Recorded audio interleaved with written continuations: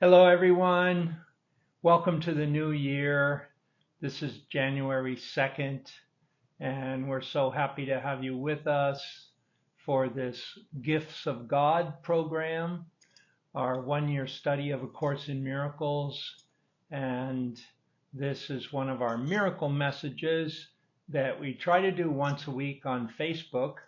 So we're back home. We've been on the road, and there was some ups and downs of us being able to do things online while we were on the road, but we're back home so that get more regular.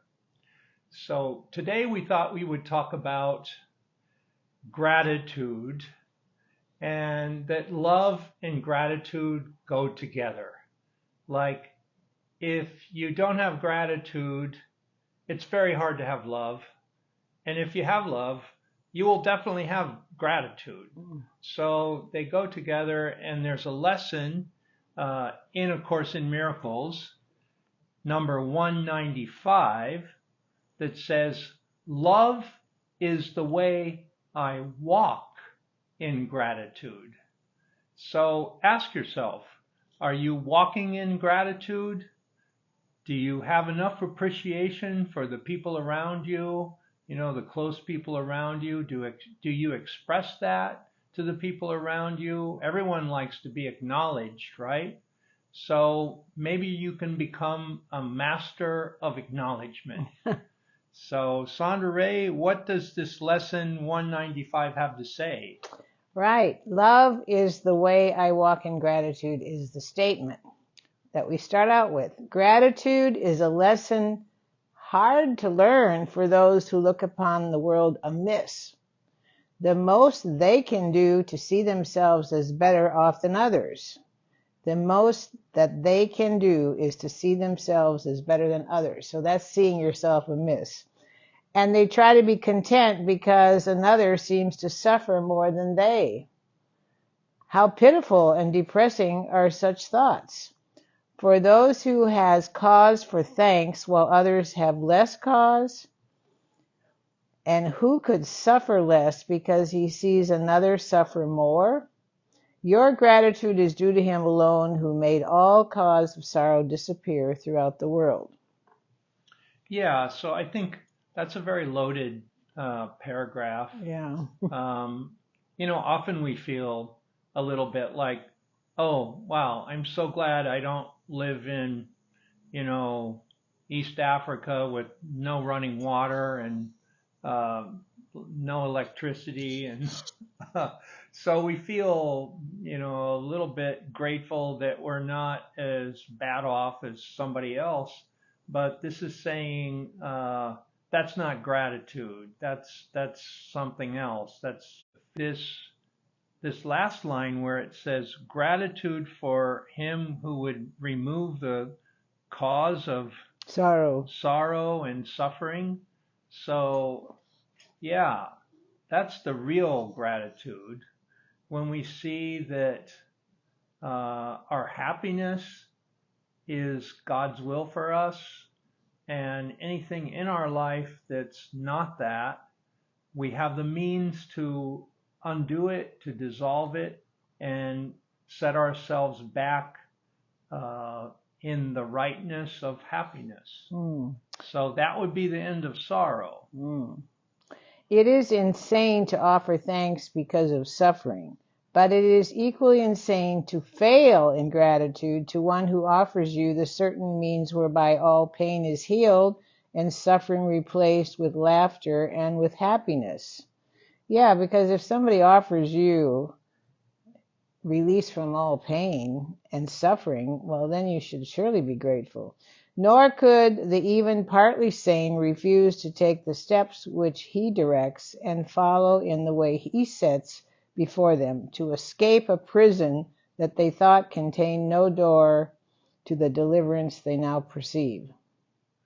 Okay, well, that paragraph talks very strongly about the salvation, if you want to call it that the Christ is offering us. When it says he and it's capitalized, right? When it uses the word he. Right. Yeah. So anytime that he is capitalized in the Course in Miracles, it's referring to the Christ, right? Mm-hmm. And he has a plan that can help us escape from all the suffering we made up in our life.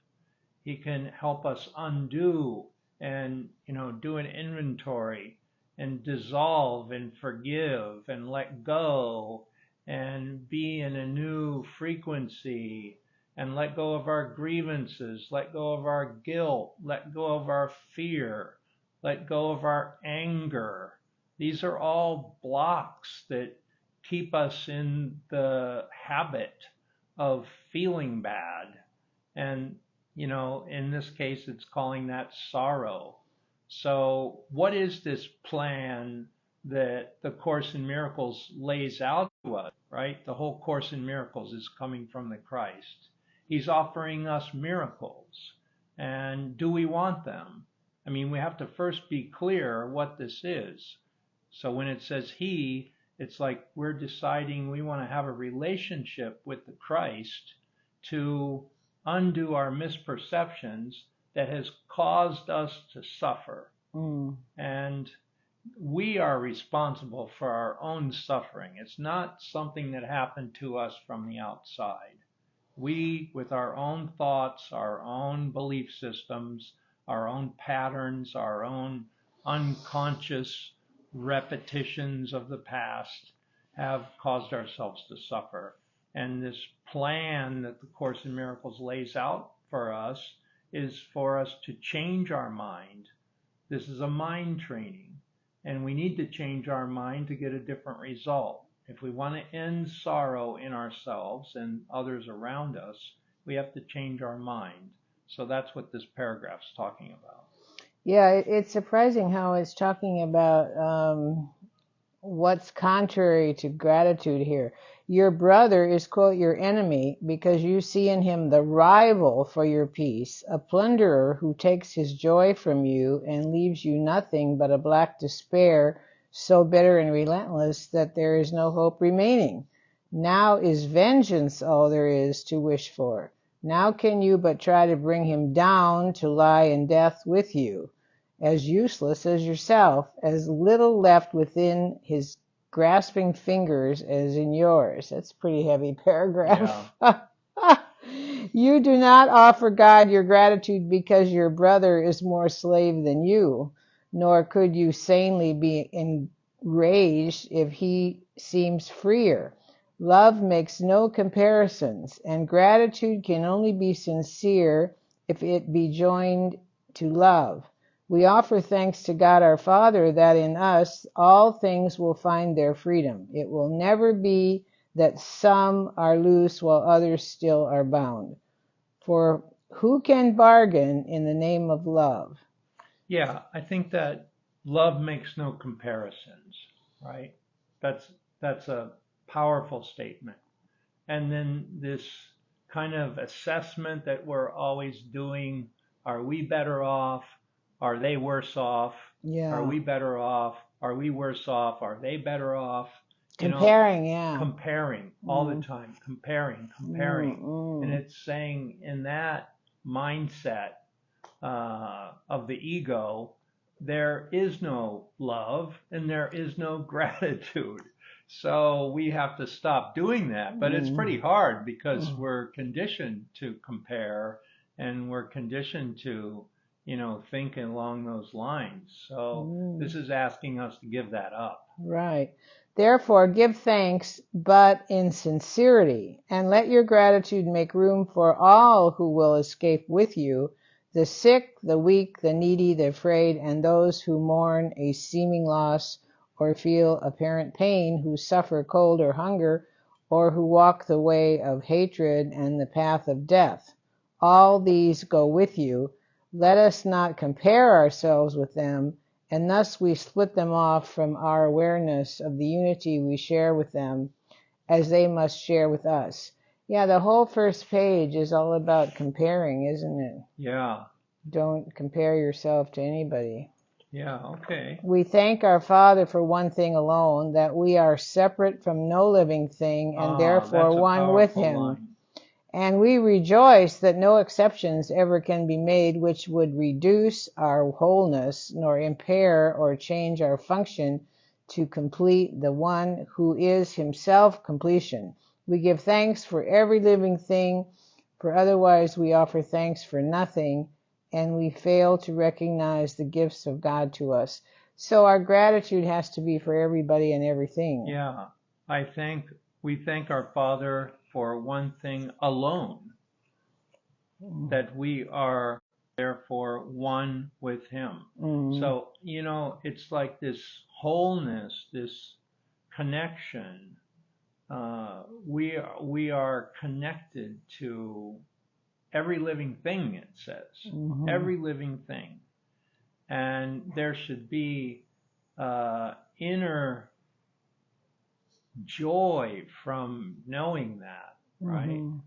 We're connected with every living thing. There's nothing we're separate from, because God is omnipresent, right? Omniscient, omnipresent, meaning in all things, all atoms of creation. And being one with God would be to see that we're not separate from any atom in creation. We're unified. So this is a powerful lesson. It's getting into the real core of what gratitude is. Gratitude has to be accompanied by this oneness, this wholeness, this connection to everything. And when you can get to that point where you can jump into that, then you start to actually feel different. You actually feel the gratitude. There's a lesson that says, I feel the love of God within me now. Well, you could say, I feel the love of gratitude within me now.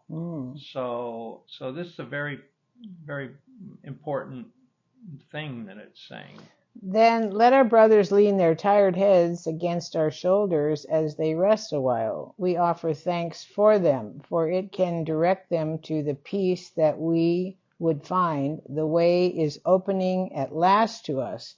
An ancient door is swinging free again. A long forgotten word re-echoes in our memory and gathers clarity as we are willing once again to hear.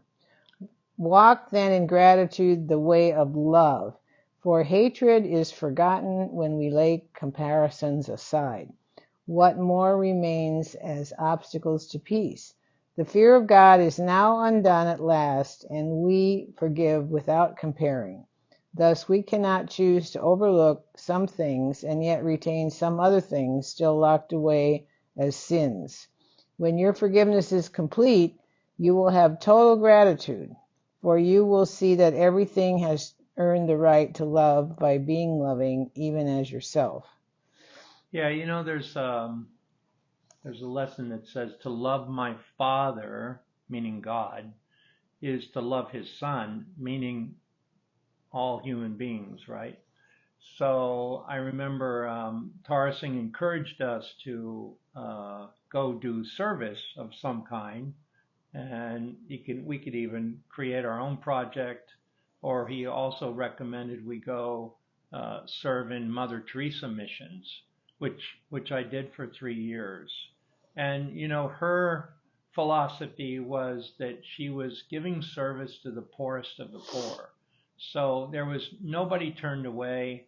And this paragraph where it says, let our brothers lean their tired heads against our shoulders as they rest a while. And we offer thanks constantly. And her sisters, offering a shoulder for these downtrodden people to rest their head, receive a meal, receive some clothing, have some of their needs met. And this was how she loved God. To love my Father is to love His Son. So she loved God through loving the people, right? And also loving the least of the people, like, drunkards on the street and homeless people and people dying and that sort of thing. Now, I'm not saying we have to go to that extreme in our own service projects, but she was a prime example of someone who really got that lesson. To love my father is to love his son. And she definitely walked the world in a state of love and gratitude. Today we learn to think of gratitude in place of anger, malice, and revenge. We have been given everything. If we refuse to recognize it, we are not entitled, therefore, to our bitterness and to a self-perception which regards us in a place of merciless pursuit, where we are badgered ceaselessly and pushed about without a thought or care for us or for our future. Gratitude becomes the single thought we substitute for those insane perceptions. God has cared for us and calls us son. Can there be more than this? Yeah, God has cared for us and calls us the child of the Creator. So, um, rather than count all the things that you're missing, why don't you count the things that are the blessings in your life and focus on that? Because that's going to be uplifting. And when you're in the vibration of the happiness of those things, your happiness will attract more things like that and put you in a frequency that is, like immune somewhat to problems. Gratitude can put a protection around you. Yeah. But you have to practice it. We recommend people keep a gratitude journal, actually. And it's interesting, when Tara Singh first got together with Dr. Shukman and he was her student, she recommended to him that he keep a gratitude journal, and he did. And we recommend the same thing to our clients, that you keep a journal and every day you write 5 to 10 things in the journal that you're grateful for. And this will get you moving. This will get you going in the direction of appreciation for your life. And this will be how you walk in a state of gratitude. And love and gratitude go together. Right. So the more grateful you are, the more loving you are. It's a law. So that's what this lesson's about. I like this next line. Our gratitude will pave the way to Him and shorten our learning time by more than you could ever dream of. Gratitude goes hand in hand with love, like you said, and where one is, the other must be found.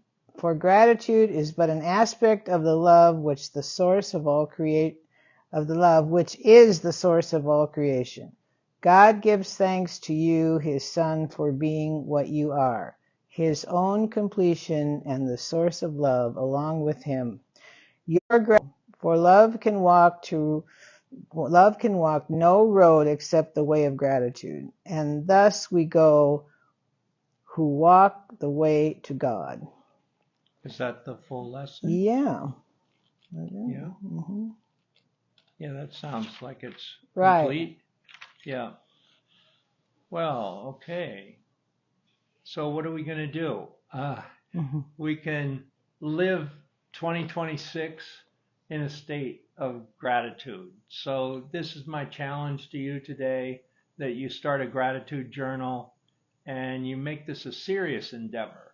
Like, you give attention to the level of gratitude that's in you. Like, if I ask you, are you grateful? And then what percentage are you grateful? 50%, 60%, That's a good question. 20%, 90%, 100%. So I know there are challenging things in our lives that we may not, see immediately, things that we're grateful for, trials and errors that we went through, tribulations, challenging relationships that didn't work out. I know we all go through those. But when we look back on those relationships that broke apart, we learned a tremendous amount about ourselves and about others.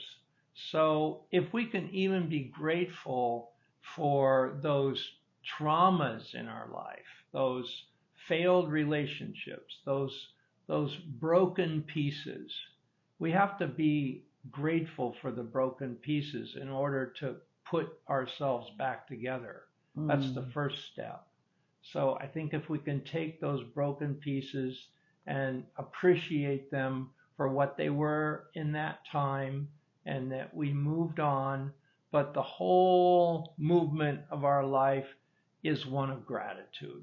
We're gratitude for the lessons, gratitude for the things that worked, gratitude for the things that didn't work, and we learn a whole new way of relating to life. And you know, gratitude increases your prosperity, and it definitely increases your health for those two reasons alone. Yeah. I want to read something that I wrote this morning to close. Okay. All right. For the new year. Okay. I started doing this today. Okay. All right.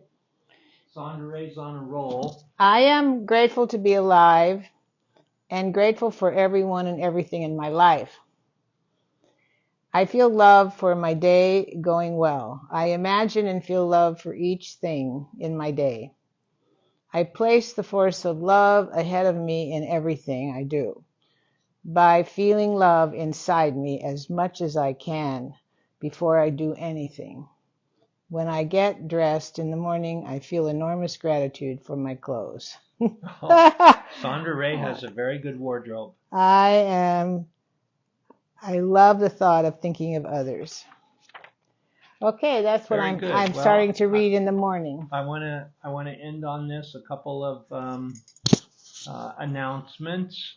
Sandra and I in the new year. Well, we started it a little bit earlier, but we're very much focused on our Substack account, and you can become a follower. We're on Substack at Sandra Ray Marcus Ray. I think that's the handle. And it's called Transcend with Sandra Ray and Marcus Ray. And it's all about transcendence of our past. We're transcending, we're rising up, resurrecting out of our past into our new future, and we're ending a cycle and we're starting a new one. So please follow us. I think you'll find the articles and the sharing on that very uplifting, very meaningful. So it's Substack, and the handle is at Sandra Ray Marcus Ray. Okay, so and then we have one more thing I want to talk about is the Gifts of God program. It's a 1-year serious study of A Course in Miracles, and you can join it any time, but now would be a good time to join it because we're starting a new year. And you can look that over at bit.ly/gifts with a capital G, of with a capital O, and G with God with a capital G, Gifts of God. So we hope that you'll look that over, and we give a Sunday talk for the Gifts of God people every Sunday at 1 p.m. And we also do a Divine Breathe the last Sunday in the month. So that's a Sunday talk with a breathe. So you can look those over on our website at sandraray.com. So that's it for now. And thank you for joining us. And we're so happy that Facebook has this platform that we can communicate to you quite easily. So Bole Baba Ki Jai.